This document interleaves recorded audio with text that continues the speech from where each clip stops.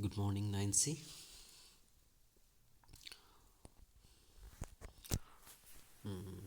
In our last class and the first class, we have started the chapter The Language of Chemistry, and we discussed about the topics like elements, atomicity and its type, symbol of important elements. So, elements, as we came to know, that is a pure substance which cannot be broken down into further other simpler substances. Atomicity means the number of atoms present in one molecule or an element, and its type we have seen monoatomic, diatomic, triatomic, tetraatomic. And after that, we have seen the symbol of important elements, how the symbols are written from the English name as well as from Latin name, that we have seen in our previous class.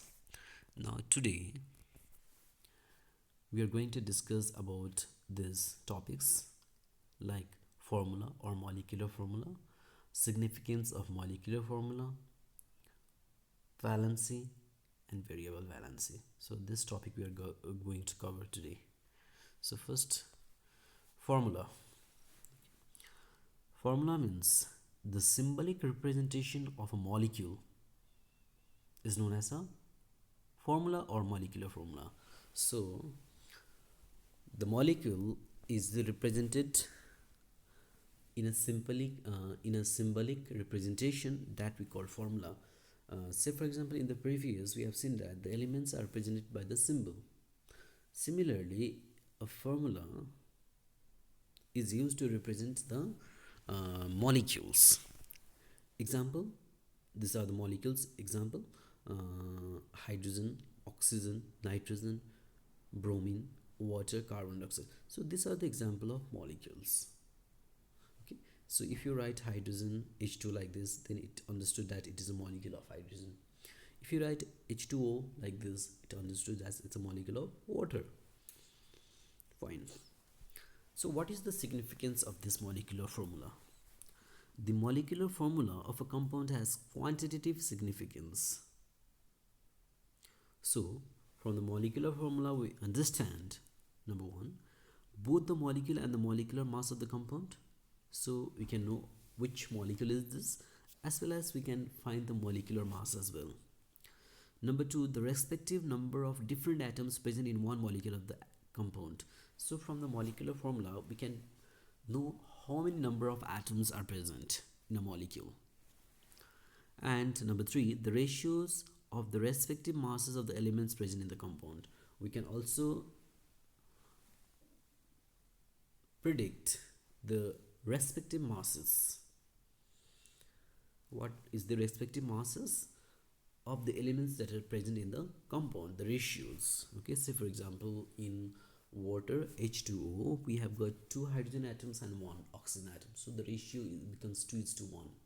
Okay, fine. For example, the formula CO2, which is carbon dioxide, means that, so from this formula we can understand the molecular formula of carbon dioxide is CO2.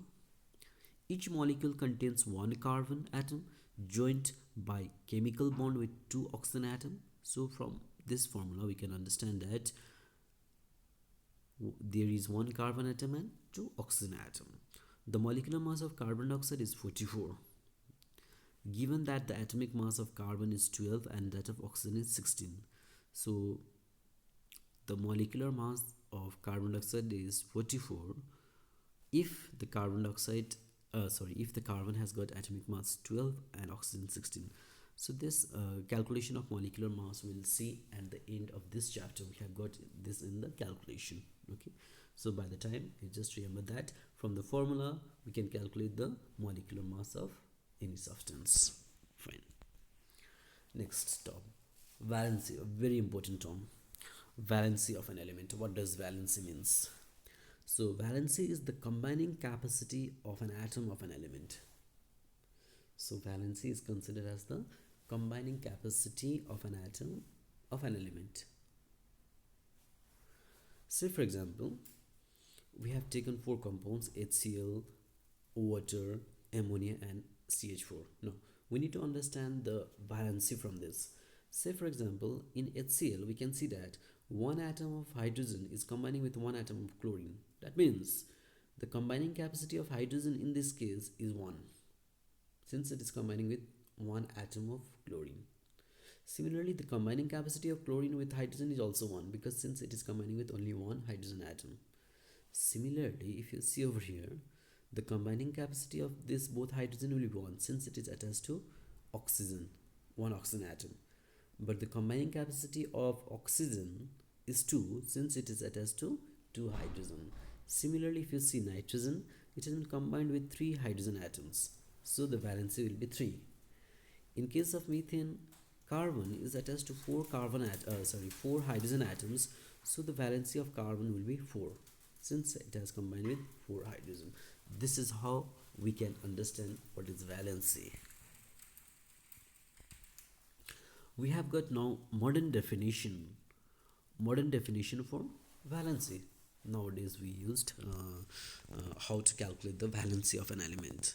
So the modern definition tells us the number of electrons that an atom can lose, gain, or share during a chemical reaction is called its valency.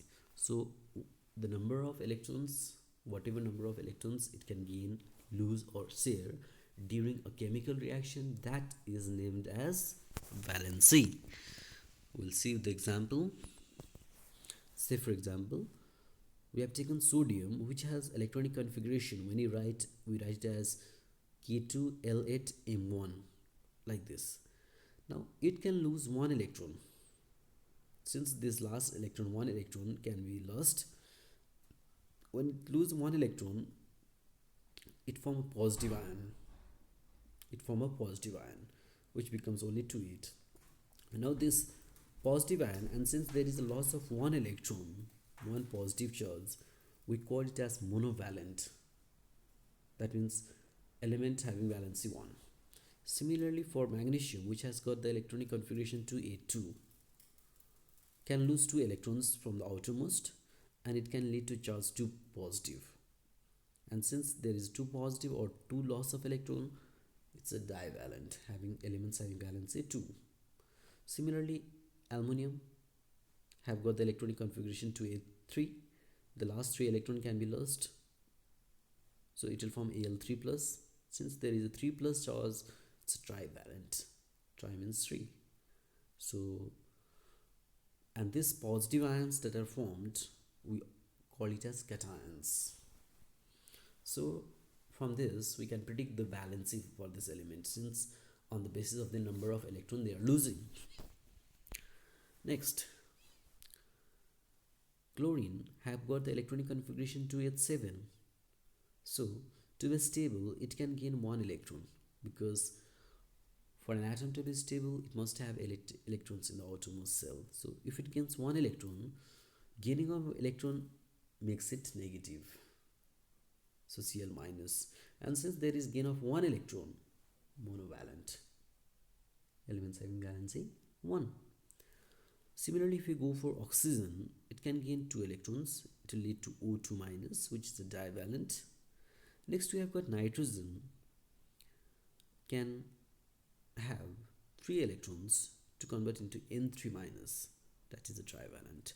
And these negative ions are known as anions. Negative ions are known as anions. Next, variable valency. Just now we discussed about valency only. Now we'll see variable valency. Certain elements which exhibit more than one valency. So there are elements which has got more than one valency also. Such elements are called elements with variable valency. So such kind of elements we can classify it as a variable valency. Let's see the example. So these are the example of variable valency. We have got iron had both 2 valency, 2 and 3. If the iron valency is 2, it's known as ferrous. If it is 3, it's known as ferric. Now, the lower valency of any element will be end with OUS, and the higher valency with IC. Just remember that thing. So ferrous and ferric. Okay. And these are the example of the compounds where you can find the valency of that iron as 2 and 3. Copper have got the valency 1 and 2. Cuprous and cupric. Mercury 1 and 2. Mercurius and mercuric. Lead 2 and 4. Plumbous, plumbic. Tin 2 and 4. Stannous, stannic. Okay, so these are the examples of variable valency. Now today's assignment, question number 1, define formula, write its significance. Define valency. Question number 3, explain the modern concept of valency with examples. So what is the modern view of valency, how do you define it, and explain with the help of example. Question number 4, what is variable valency? Give 3 examples of elements showing variable valences. Okay. Complete this assignment and send it in my mail.